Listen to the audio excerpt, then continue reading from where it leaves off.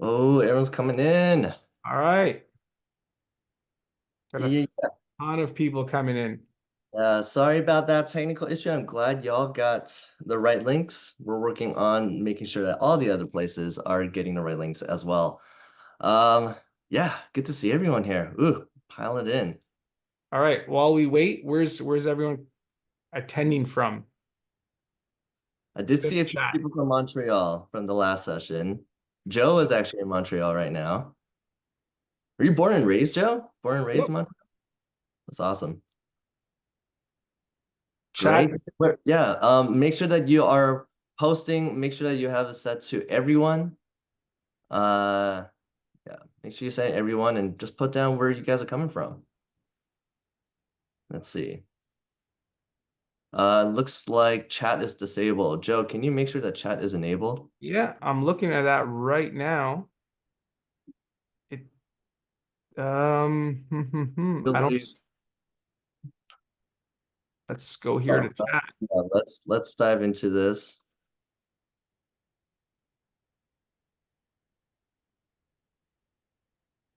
It should be good. Try everyone. There we go. Oh yeah. It's All right, working. great. All right, thank you. Thanks everyone for your patience and We're thanks for back. yeah. The flood of comments that came at 9:03 a.m. is I'm amazing. happy everyone's using the Q&A widget box because that's what you'll be using Great. in the presentation. All right. I Awesome. think we have everyone here. Um, let's let's begin. So, welcome everyone to our How to Launch Boom Games session. Whether you've ran a crowdfunding campaign before or you're just getting started, there's something for everyone here. Now, let's kick things off with a quick poll. Put a 1 in the chat if you've already launched a game via crowdfunding, 2 if you're in the middle of planning a campaign, and 3 if you're just getting started. It's helpful for us to know where everyone's at to make this session as useful as possible. All right, great. All right, so we have kind of a mixed group here. It's kind of what we expected. We had someone put a 2-3, so I guess you're just starting the planning. We have a 3 and 1 and 3. Cool. So you've launched before and now you're planning your next session. I love that. 3, 1, 2, 3. Great. Awesome. All right. So we really do have a mixed group. So today we're going to look at some crowdfunding campaigns that did really well. And we're going to talk about why they were so successful. In 2023, LaunchBoom's games clients raised an average of over $329,000. And in this session, we're going to walk you through step by step the process we use to get these great results. Our speaker today is none other than our very own Victor Shu. He's a director of games and a co-founder of LaunchBoom. Victor Yeah. has helped with hundreds of crowdfunding campaigns that have collectively raised over $100 million. And in this session, he's going to share his insights from real-world successes in the gaming industry. Now, just before we begin, a few housekeeping notes. So please switch your settings, your chat settings to everyone so we could all chat together. I think everyone did that. And if you have any questions, use the Q&A chat widget box, and we'll address these questions at the end of Victor's session. And lastly, take advantage of having an expert here. So we want you guys to participate. So ask your questions and get real advice that can help you with your next games campaign.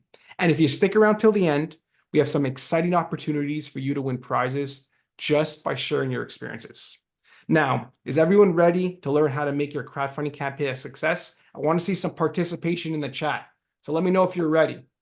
Let's go. Let's do it. Oh, yeah. Oh, Great. yeah, there we go. Awesome. I Awesome. love it. Let's go. All right. Cool. So, with that being said, Victor, take it away. I'll let you share your screen, and it's Amazing. all yours. All right, can everyone see my screen? I'm assuming, yeah. Yep, it's all good. Cool. All right, thanks, Joe. Thanks for that warm welcome, and thank you everyone else. Thank you for blowing up that chat. It's been awesome just seeing go. That's so good. All right, welcome to my session. This is how to launch boom. And launch boom is not just the name of our company, it's what we call getting funded the first day with an explosive launch, thus launch boom. All right, my name is Victor. I'm actually currently designing a game myself. This is me and my family showing it off at Comic-Con, this last Comic-Con. My wife is the illustrator, and my son is sort of the playtester. We are raising him up to be a board game enthusiast, and this is him playtesting one of our clients' games, Stack of Cats. They actually just launched today, so you can go and check out Stack O Cats if you want to check out, if you like dexterity games that 4-year-olds can play. And he loves that. He also loves King of Monster Island. He also loves playing the Pew Pew machine. All right. But my other job is being the director of games and co-founder of LaunchBoom. We are a global team of experts devoted to turning your game or your product into a profitable business through crowdfunding. We've driven over $150 million with crowdfunding on Kickstarter, Indiegogo, GameFound, and worked with over 1,000 creators over the last 10 years.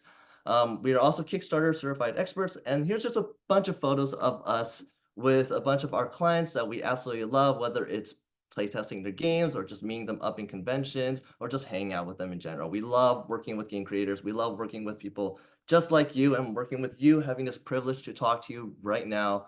I love this job, and I love just working with every single one of our clients and game creators in general.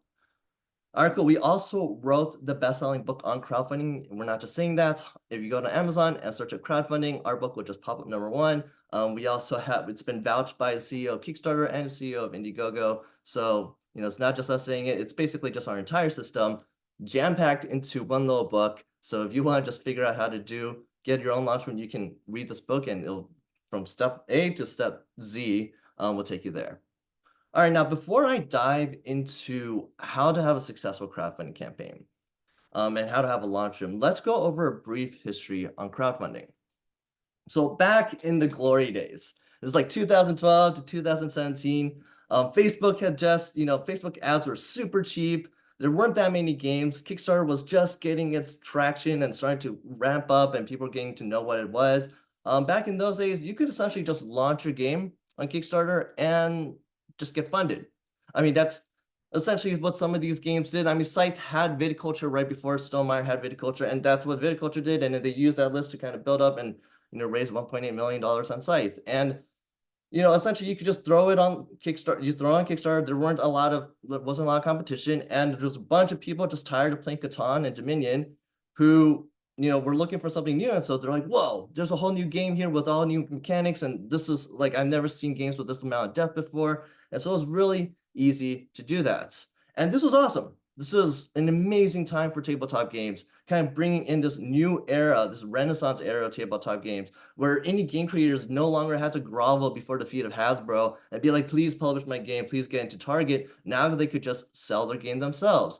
They can have some crazy ideas with some crazy mechanics, make a super heavy game, or make a game that's themed in a way that no one would try to back that kind of themed game before. And they could just skip the whole established publisher route.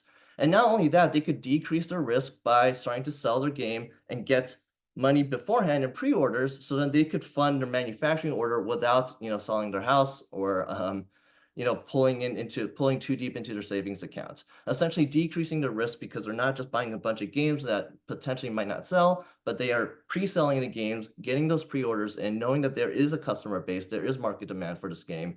And then using that money to then fund and start their business. And not only that, but a big Kickstarter, a successful Kickstarter, would get the publicity that they would need, and also their first batch of customers, their backers, to start their businesses with a strong start and give them the ability to grow and scale beyond that, just like what you saw with Stonemaier, like starting with viticulture, then to Scythe, then to like all the other games that are created, all the way now to Wingspan and Apiary and Wormspan and all this other stuff that they got going on. So that was great, and this was the power of crowdfunding. But now things are looking a little different. There have been over 90,000 projects that have 90,000 games. There have been over 90,000 games that have launched on Kickstarter, with over 600 projects live right now. When you launch a game, it has about a 50% success rate on Kickstarter. And before that was even lower. It's actually increased a little bit this year. Kickstarter has been working really hard to try to get some education and some systems out to help improve that. But still, only 4.4% raised over $100,000. And they used to say there's a lot more competition now. There are a lot more game creators bringing out their games into the space. And you're not just competing with the new game creators, you're competing with all the old established ones as well. You're competing with Stonemaier, you're competing with Leader Games, you're competing with all the other ones that were indie publishers and now are big and have the funds to go and compete. And so you need a way to stand out. You need a way to stand above the noise. You need a strategy. So this is our strategy. It's going to be a quick overview of it, and I'm going to dive a little bit more into the details a little later. First, build a list of superfans. What is a list of superfans? Well, I'm going to dive into that a little later, but it's going to be a very key and core component of this step. Make sure it's not just build a list of emails, it's build a list of superfans. Next, hit your funding goal the first day. Fun fact, this is what we call having a launch boom. You use that list of superfans, get funded the very first day and have that launch boom effect. And we ride that momentum to raise a lot more. Now, this strategy is not new. A lot of people have used a similar strategy, but it is a proven strategy that's worked again and again for a lot of different games and a lot of different projects and products. And not to brag, but just maybe a little bit, we did get pretty good at it, okay? So this is Deep Regrets, launched a few months ago. First day raised $145,000. Total raised $844,000. This is Vicious Gardens. First day raised $64,000. Total raised $555,000. And this is Crooked Moon. First day raised $1.2 million and total raised $4 million, making them the most funded 5th edition supplement on Kickstarter to date. So why is getting funded so why is getting funded quickly so important? Well, it mainly has 3 benefits. The first one is when you get funded quickly, you get to access that free organic traffic from the crowdfunding platforms. Kickstarter itself gets 33 million visitors a month, with almost 15 million of them being unique visitors. And so you want to rank up higher on the search engine, the search function. So when you search up games or when you're just browsing on Kickstarter, you want to be near the top. Now, when I took this screenshot, Lord of Metal had just launched. This is one of our clients. They had just launched, and already they were in the top 6. And that's because they got funded so quickly. They got overfunded, essentially 229% funded. But that boom essentially makes Kickstarter want to reward you for bringing so much traffic to your site, and they want to just continue to ride that momentum. And so when you're able to rank up high, when you have that launch boom effect, you're able to go ahead and rank well and bring in, we've seen about 30% of your total funding amount can come from Kickstarter alone, but that only happens if you rank well. If you don't have that, if you don't get funded that first day, we've seen this 30% total funding amount drop all the way down to 0. So this is really highly dependent on you getting funded quickly that first day. Benefit number 2, if you get funded quickly and you get overfunded, it does boost your conversion rates. Now, I want to ask you a question. Which one of these campaigns would you be more curious about? One that's funded 8% or one that's 888% funded? My guess is that you'll probably choose project number 2, the overfunded one. And the reason why is that success shows social proof. You know, if so many people have funded this already, there's got to be something good about it, something right about it. And that success essentially builds trust. That trust increases conversion rate. If I trust you more, I'm more willing and more likely to back your campaign, to buy from you. And that conversion rate basically means more revenue. And that leads to benefit number 3, because with that higher conversion rate, you can then enhance your other marketing channels. And that may mean influencers and press, live campaign advertising, paid newsletters, whether you're sending your game to a bunch of influencers who are going to drive all their traffic to your page, whether you're running live ads with GelUp or Backer Kits or Backer Camp, or whether you paid Board Game Geek to do a newsletter blast. All those marketing means will perform significantly better if you are already funded, and may sometimes drive nothing if you're not funded already. So it's really important to get funded really quickly, to have that social proof so that you can increase that conversion for the other marketing strategies and tactics that you're using, channels that you're using to drive traffic to your page. Not only that, but you can use a social proof from your overfunded campaign to run different copy for your live campaign, and this usually does better.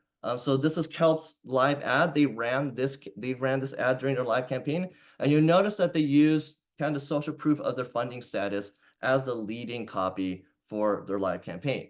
Now, they wouldn't be able to do this if they didn't have a launch boom effect. So essentially, they had that launch boom, ran this as an ad, and this ad helped carry them over to 1.4 million euros raised. So very successful, and basically using the momentum and using the social proof from being funded to take them to the spots. So we know it's important to get funded really quickly. How do we do it? Well, I'm going to go through 7 steps to basically take you from nothing, from zero to LaunchBoom. All right, are you ready? Because buckle up, and as Samuel L. Jackson so famously said, hold on to your butt because this is going to be a fun ride. All right, step number 1, find and connect with your superfan. What is a superfan? Well, the way I'm going to define it is superfans are your most avid fans of your game. These are people who just by looking at your box or hearing your game pitch will just want to buy it immediately. They will be like, this was made for me. I need this right now. And the idea here is we're trying to find that super niche audience right over here, right in the middle, where it's going to be the people that really, really want your game. It's not just people that like games. It's not just people that like maybe like nature-themed games. It's people that want your game specifically. And if we aim for this, even if we miss by a small margin or a large margin, we're still going to hit some part of this target. But if we try to aim for anyone else, we could pretty much miss way off the mark. And if you want more information about this, about superfans and refining your pitch that way, make sure you stay for Ori's talk. It's the one right after mine. It's amazing. I've watched it dozens of times already by now. But it's a great talk that talks about this specifically. All right, so how do you find your superfan? Well, good news is if you've been playtesting, if you've been sharing a game, you likely found someone who is your superfan already, hopefully. Think of someone who has already been sold on your game upon glance or pitch. When you were playtesting, when you were sharing your game, has there been anyone who's like, oh my gosh, I need to get this. Like, how do I sign up right now? Can I buy it right now? Think of someone who has had that reaction. And if you can't get in contact with that person, because that person is your superfan. Now, if you haven't found that person yet, that's okay. Just think about who you made your game for. Who will want to play it immediately and who would just absolutely love it? It's likely that you had someone in mind while you're making the game. And it's likely that you can think of someone who, within your gaming group, within your friend group, who you think, well, this person would just really, really like this game. And so keep that person in mind and just also know that you could be your own initial superfan. I know a lot of people that have made games essentially for themselves. And that's okay. It's just if you're able to find someone else to be your superfan, it's generally more productive because we all have our own blind spots. And if you can find a third person that you can go ahead, another person to kind of question and do this kind of practice on, it usually covers a little bit of those blind spots. So how do you connect with your superfan? You found one, now we need to connect with them. Well, when you have someone in mind, ask these questions. What games and hobbies do they love? What do they love about them?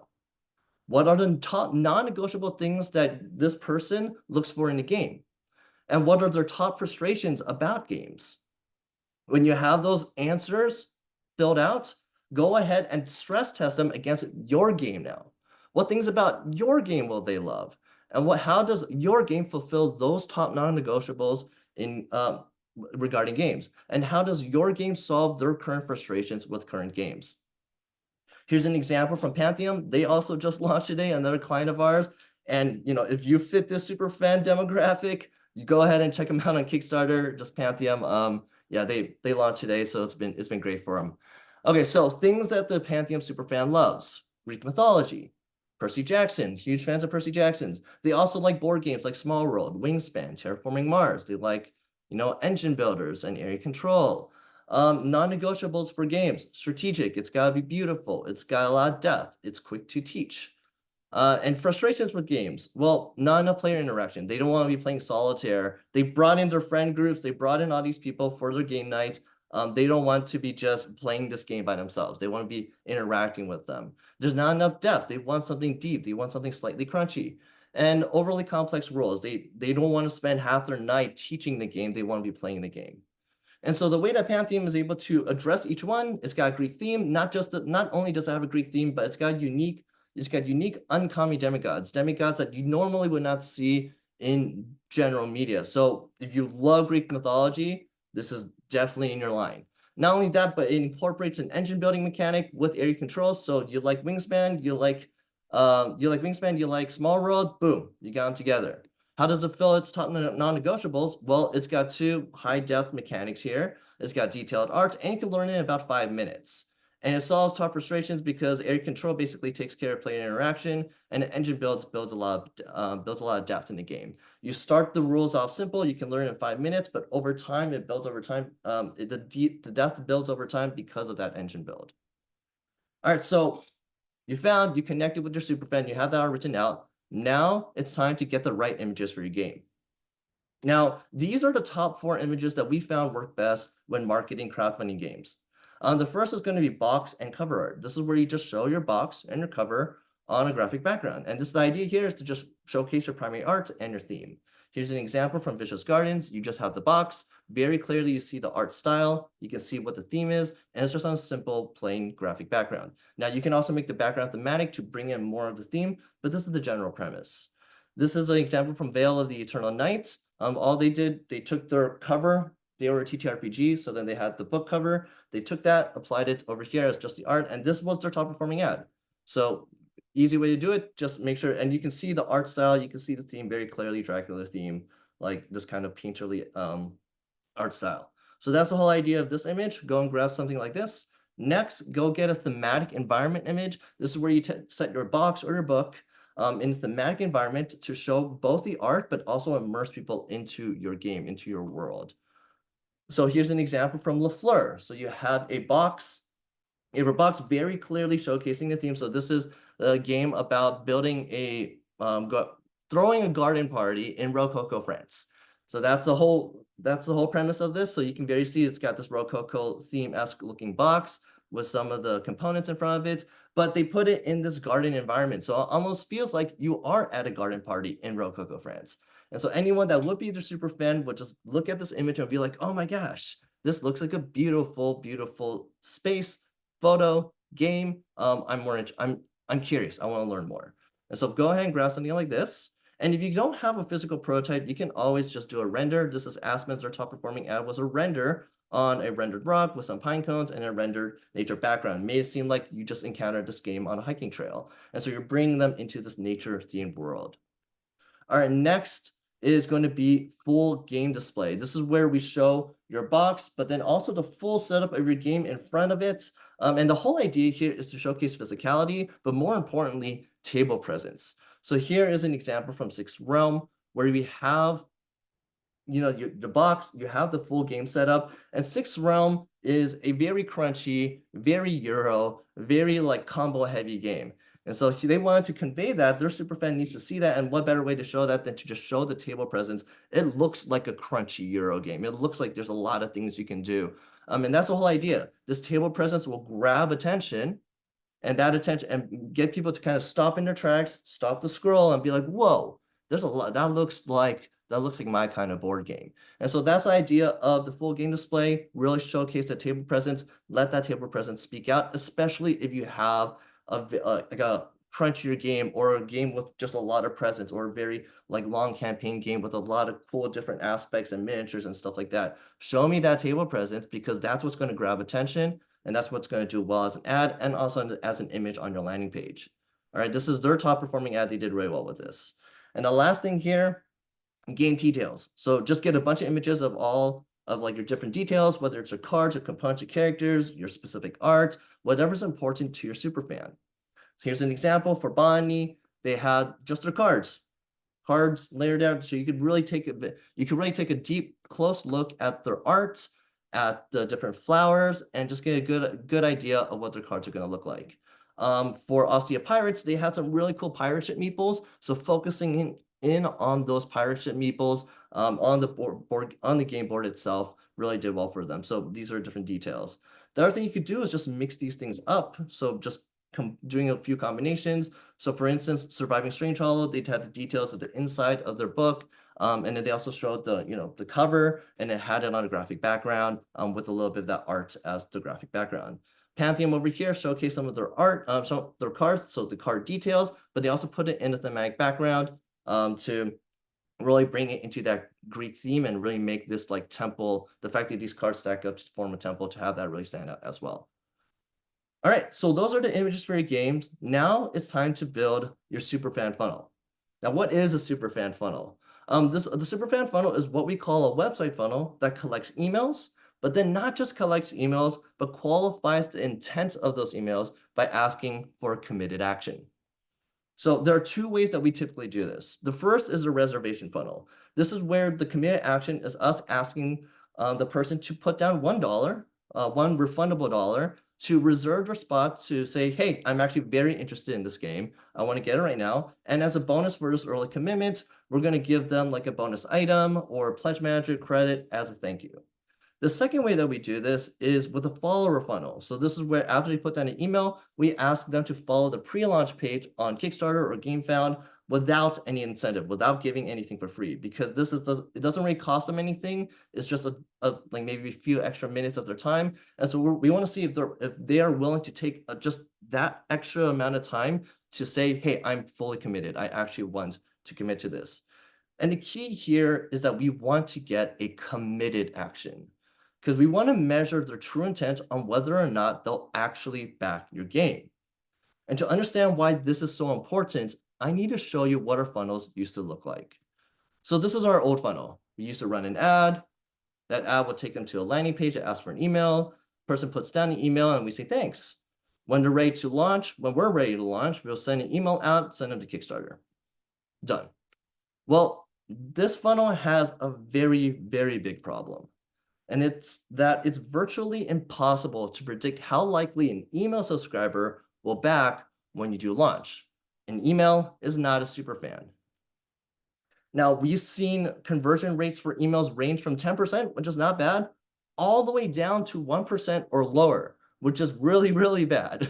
And the thing here with this is it's not just about the conversion rates, it's about the variability of the conversion rates. So the difference between a 1% conversion rate to a 10% conversion rate is about 10x.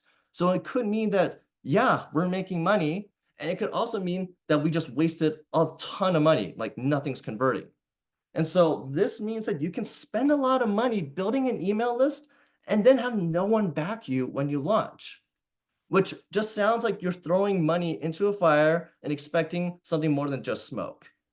And so we thought, there has to be a better way.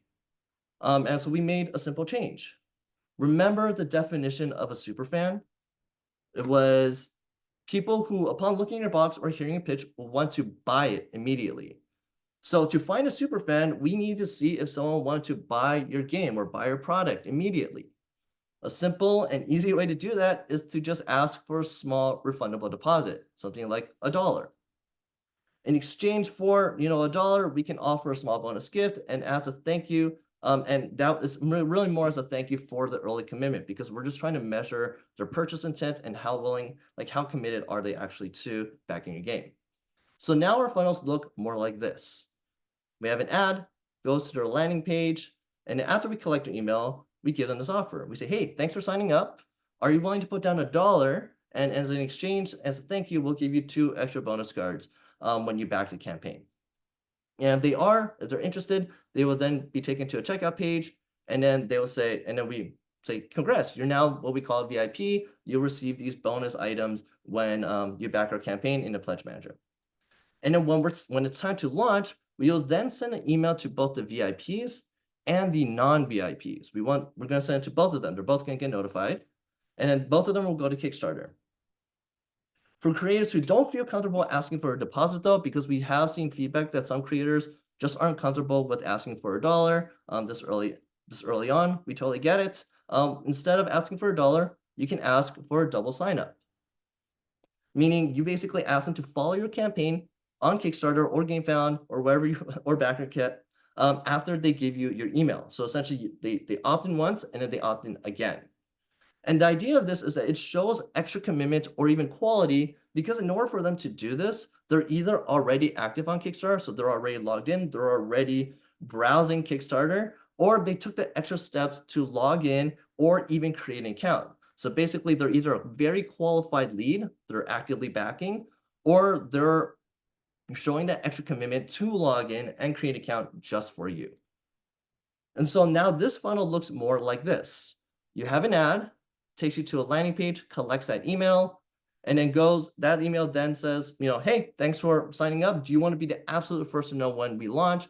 Go and click this button over here. That takes them to the pre-launch page where they can follow the campaign and get notified on launch. When you do launch, you will send an email to everyone that signed up, and then Kickstarter will automatically send a notification to anyone that's following your campaign, and they'll be the absolute first to know. And that will then go to Kickstarter and give you that LaunchBoom effect. Fun fact, you can build both superfan funnels using our technology called LaunchKit. It's a drag and drop builder, really simple to use, and also has all the integrations that you need with the click of a button. Also really good analytics involved with it as well. But how much more effective are these funnels? Well, we found that the reservation funnel, the dollar deposit, gave us conversion rates from 35% up to 55% or even higher. We actually seen closer to 60% conversion rate sometimes. But yeah, 35 to 55 with an average around 45. And for the follower funnel, we've seen conversion rates from 10% to 30% with an average around 20%. And you can say it's not just about the conversion rates here, it's about the variability again. So from 10 to 30, that's only a 3x difference. So it's a lot tighter of a scope in terms of the variability of that conversion. So you can have much more predictability there. 35 to 55, that's only a 1.5x difference. So a lot tighter scope, again, to just see, okay, this is what the conversion rate will probably be.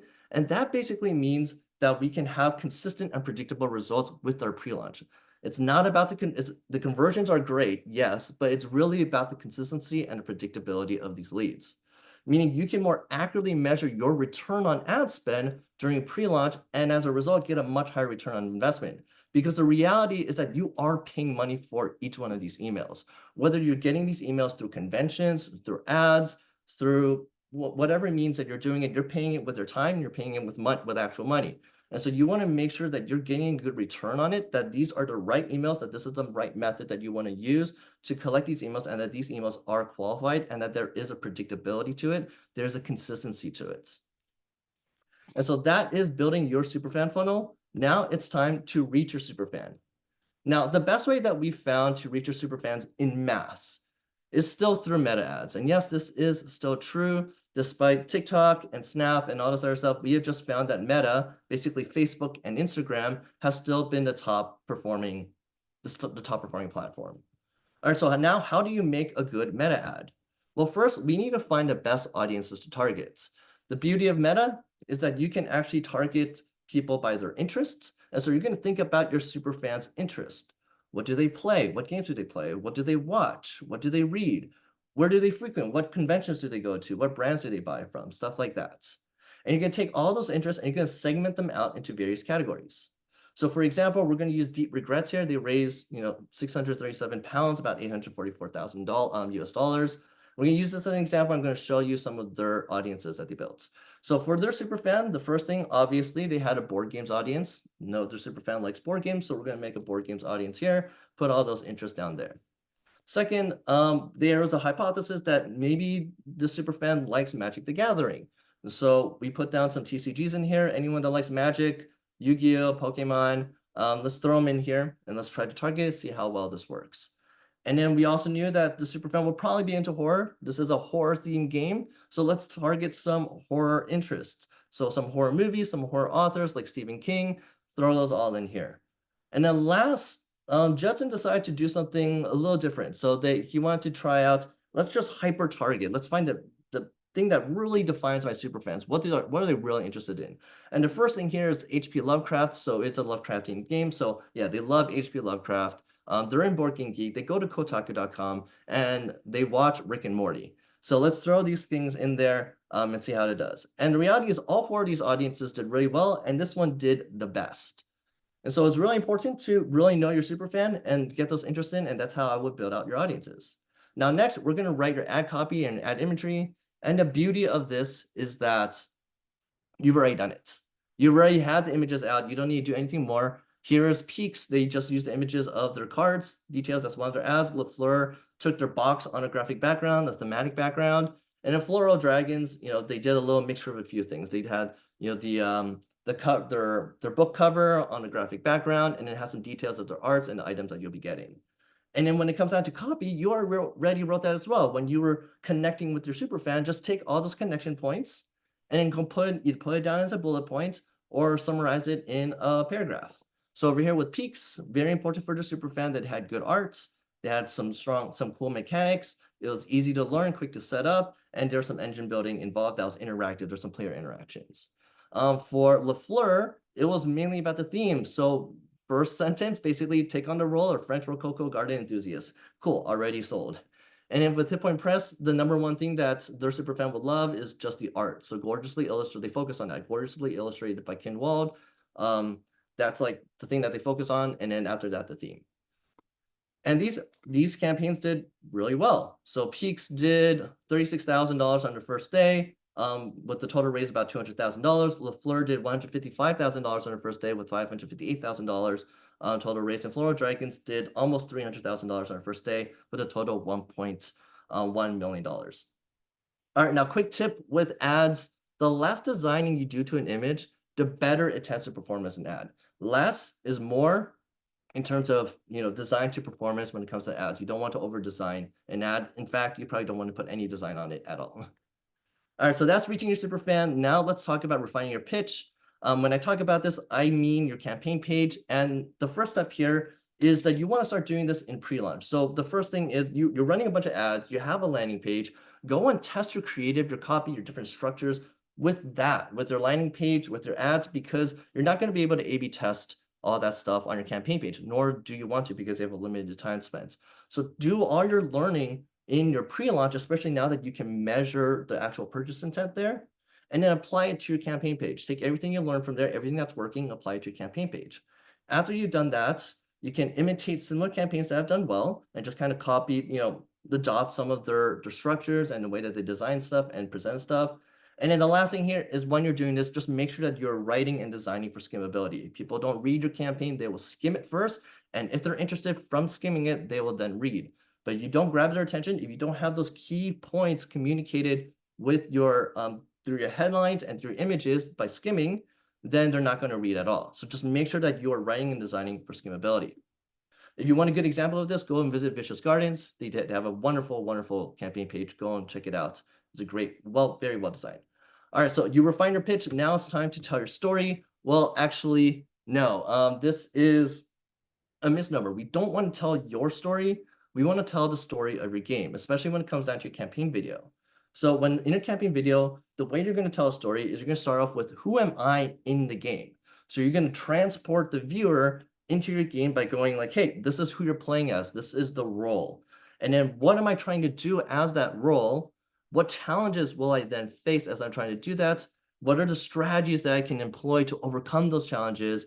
And then in the end, how do I win? What's the end goal? And this creates a beautiful narrative arc for your game, where it not just teaches them how to play or get the general idea of how to play, but it really brings them into your world and makes them feel like they're already playing your game.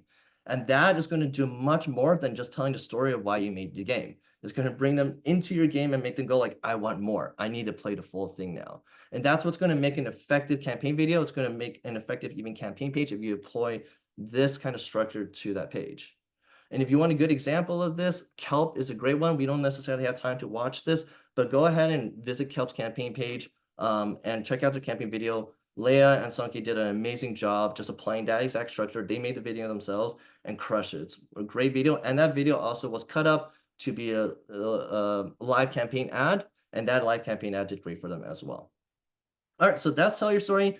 Now it's time to launch. But before you launch, you need to build hype through your emails. But in order but we want to make sure that we don't send too many emails before you launch. We want to save them for your launch announcements. And the reason for this is that we have just found that we don't want to train your list for non-action, or even end up in the spam folder. We have just found that if you send, weekly or monthly newsletters, even that open rate and that conversion rate in the end just tanks when you go on your launch date. And our guess is that it's probably likely because you're training them to just ignore your emails because it's just another update. It's just another update. We want to make sure that each email that you send is vital and just prepares them for action. And so we're going to send only 2 emails. One 7 days before to let them know, set this date 1 week from now, and one day before to just remind them, hey, we're launching tomorrow. That's it. And when you have those emails sent, you are now ready to take off. You're ready to have a launch boom.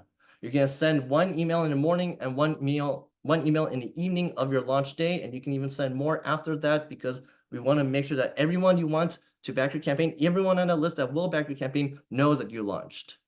And you're going to notify your VIPs first, remind them of the bonus, and then the non-VIPs after that, about an hour later. And the idea here is your non-VIPs are interested, but they're not your super fans. You're going to have your super fans back your campaign first, build that social proof, get you funded, and once you have that social proof, your non-VIPs who were on the fence before may now have more confidence to go back your game. And so we'll increase the conversion rates of your non-VIPs as well, because your VIPs did all of that front work for you.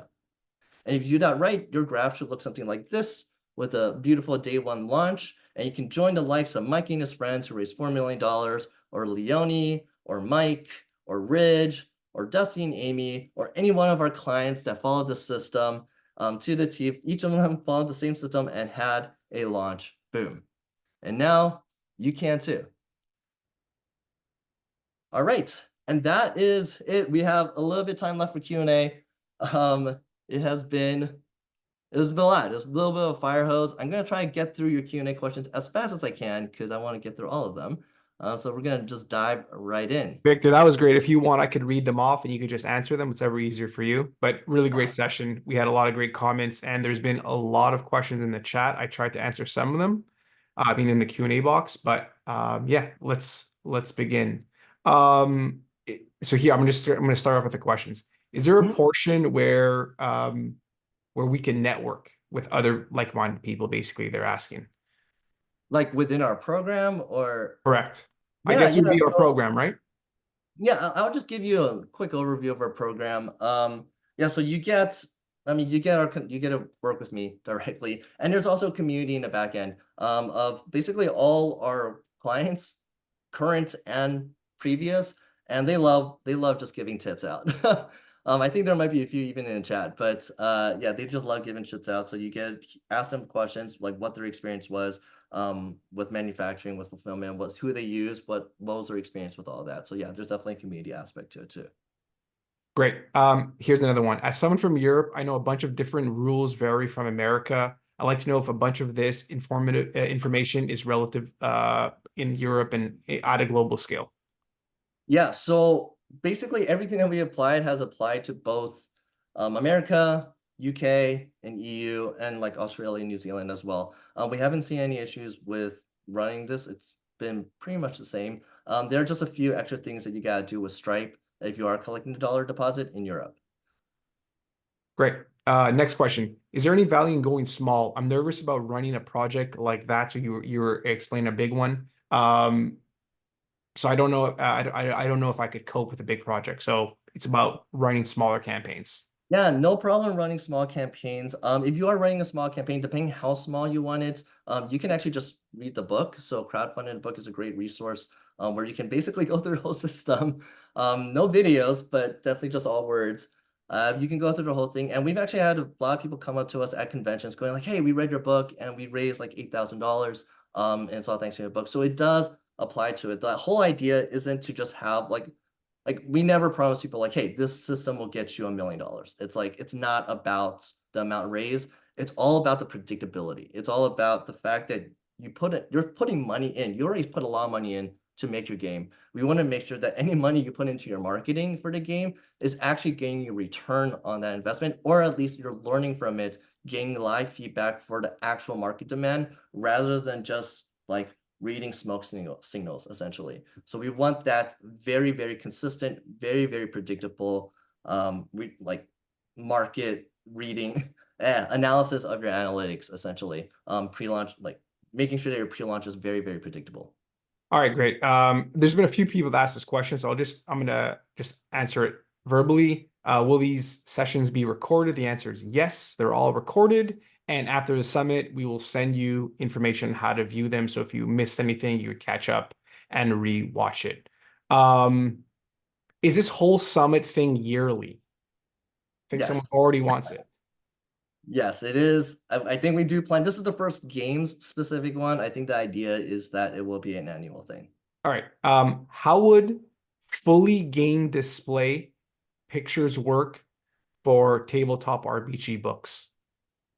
Great question. So with the full game display, you're talking about like the one with the table presence. Usually what you could do with a tabletop RPG is you can have like your book or like all your books, and then if you have your minis in front of it. So it's not the idea if you have minis and like dice involved, other things besides just books. Usually that's how we've seen it. It's about like the presence of your physical items. But for the most part, if you don't have that, if it's just a bunch of like different like books essentially or other things like that, you don't need to necessarily have the table presence. You could just dive more into your art or doing more mixtures of book with art and stuff. But you do want to make sure that you focus in on a lot of details of like particular characters within your TTRPG that look really cool or they have some really cool illustrations of. Specifically not just for ads, but for your landing page as well, which then also applies to your campaign page because you just want to like you want to immerse people into your world, and the best way to do that is to showcase your characters and your arts. Okay, there's a bunch of questions. So, and there's people asking questions in the chat. It'd be really helpful if you could Let ask me questions in go. the Q&A box, and I'm going to continue going. So, could you give us, this is a great question here. Can you give us some examples or incentives we could use for an offer for a reservation funnel? Yeah, so a few examples, mini expansions. So like pack of like 5 extra cards. Art prints are another example. If you don't want something that's related to gameplay. We've had people just offer pledge manager credit. So whatever add-ons people want to add, they just get like some credit or shipping credit essentially. And then for TTRPGs, it doesn't really work well for board games, but for TTRPGs, getting like pins of like a character or like a dice pin, one of those usually work well as well. Great. All right. Is there any downside to offering both types of funnels, reservation and follower? Yeah, so the way that we've done it for some of our campaigns, we have a reservation funnel going on, and if people opt out, there's like a little link that says, "No, thanks, I'll just follow." Instead of putting down $1, they can click that, and then that asks them to like follow their campaign on Kickstarter, so you can get that follow as well. So then that's how we actually do run both. Got it. How do you get the email system for funneling? I guess maybe LaunchKit they're referring to. I'm not really sure. The email system for funding. So then LaunchKit is the program that we've developed internally to help make building out your funnels really easy. And then the primary email service that we subscribe to is MailChimp. If you want to learn more about the email marketing aspect and the system, go and watch the MailChimp talk later. I think it's later today. Great. What was the name of the book again? It's crowdfunded. I'm going to put the link for you and I send it directly to you. All right, here we go. How many times should we contact them through email before the launch date? So what we recommend is just 2 times. So you have 7 days before your launch date and you have the day before your launch. We don't recommend doing anything beyond that. I know a lot of other people do recommend doing like newsletters and stuff. What we've just found from our own personal experience with our clients is that if you send weekly newsletters or anything like that, it does decrease conversion rates quite significantly. So we're just like, don't do that. Just do 7 days before, let them know, book that calendar 1 week before. It has enough time to build that hype. And then a reminder the day before on the Monday, and then launch day stuff. Okay, great. There's still a ton of questions, and I know because I'm looking at time that we probably won't get to it. So before we continue, where's a great way for them to get feedback or them to answer their questions with our team? Great way to get feedback or answer questions. Wait, sorry, can you answer Like ask that? basically, maybe they're interested in launching. What's the best way for them to go to get Oh yeah, questions answered and to see if maybe they want to work with us and for us to answer their questions? yeah, go ahead and you can go to our website, launchboom.com, and you can book a call with us there. Yeah, and that's a great way to just start a conversation. Maria is probably the person you'll be talking to.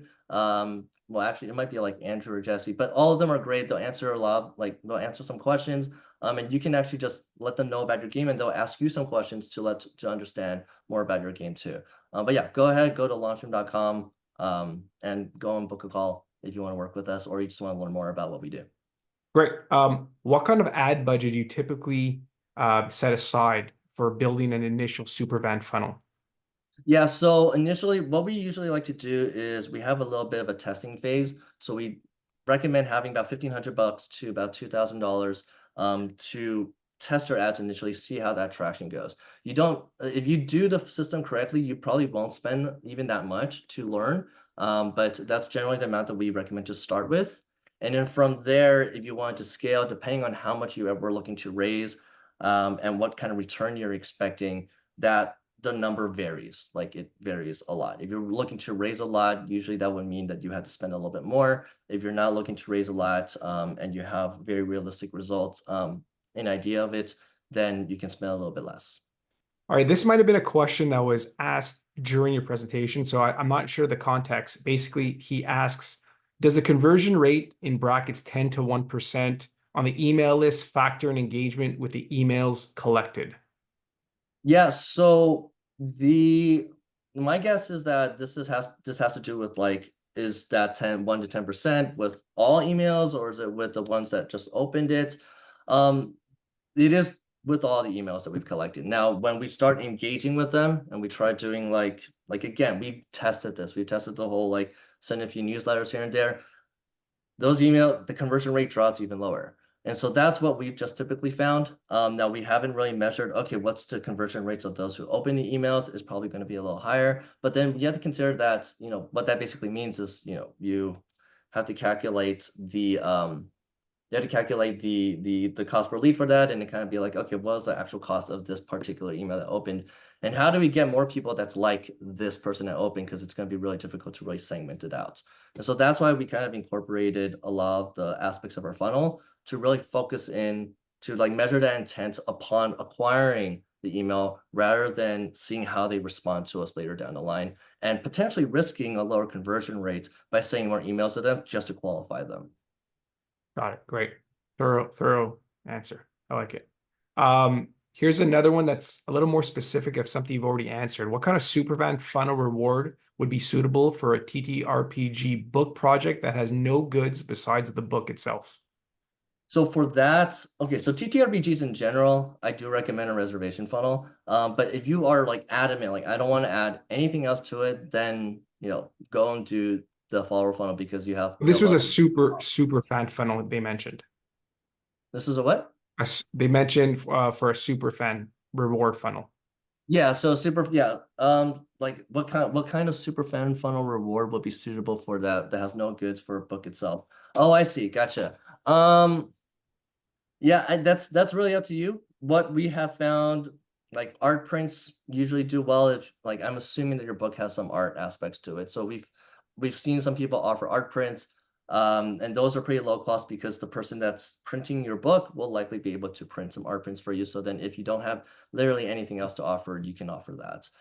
There's also like digital digital expansions that you can offer too. We've seen that do pretty decently. But usually physical things trump digital things for a bonus offer. All right. Where do you use these funnels in social media? So basically, how do you drive traffic to the superfan funnels they're asking?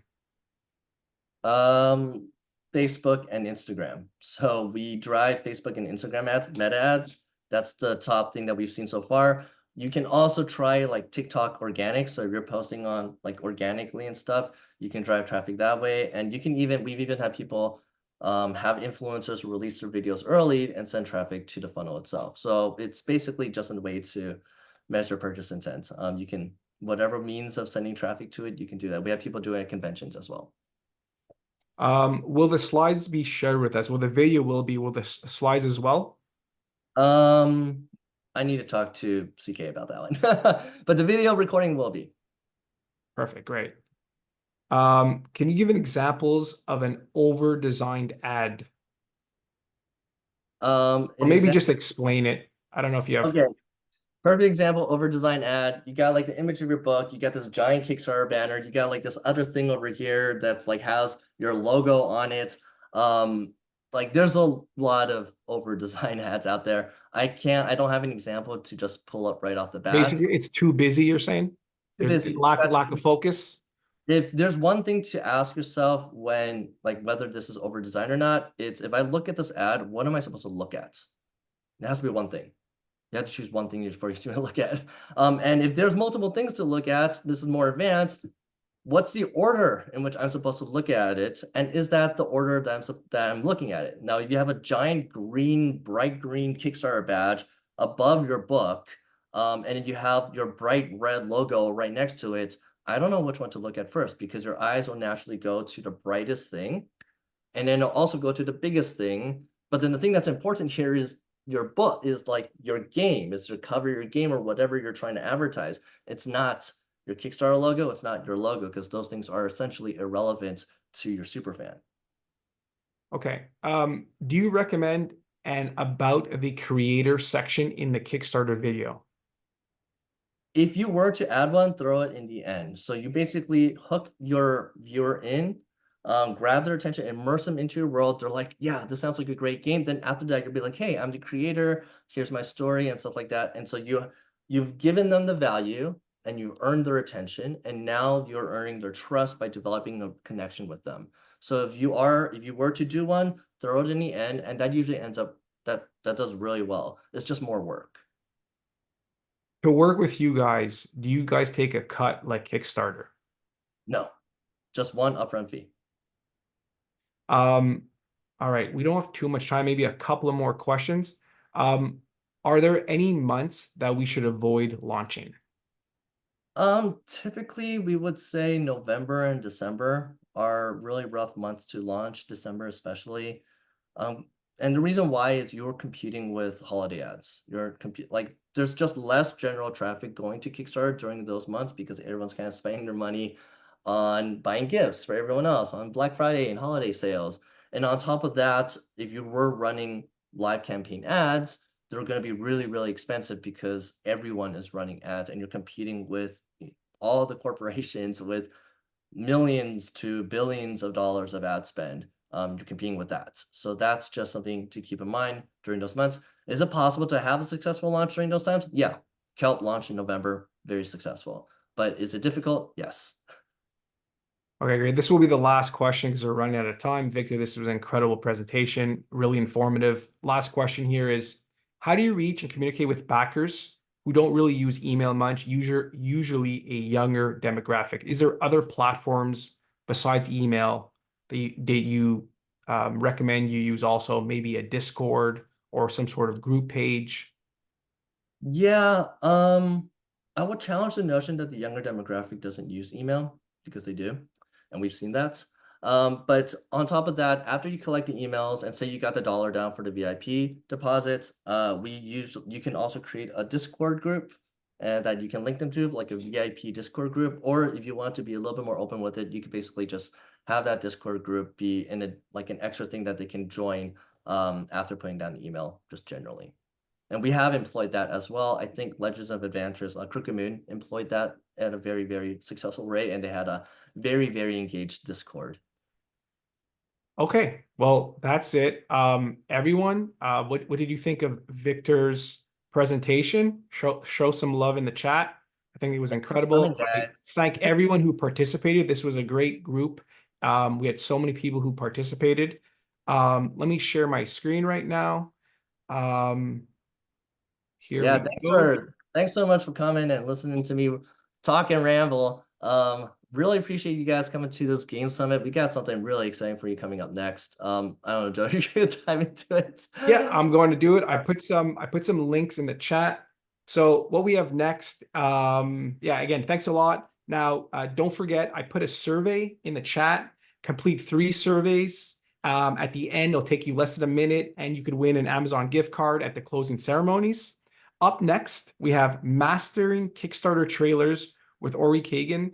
You'll learn how to avoid common video pitfalls to maximize your trailer's impact in just 2 minutes. It's a must-see presentation for anyone planning a Kickstarter campaign. I've also posted a link to the schedule page. You can go and view that one and all the rest. Victor, thanks again. Thank you everyone for attending and great participation, and I'll see you on the next presentation. All right, thanks, guys. Have fun at Ori's presentation. It's awesome. It's great. Highly recommended. All right, thanks for coming. All right, bye everyone. I have people asking for the surveys here.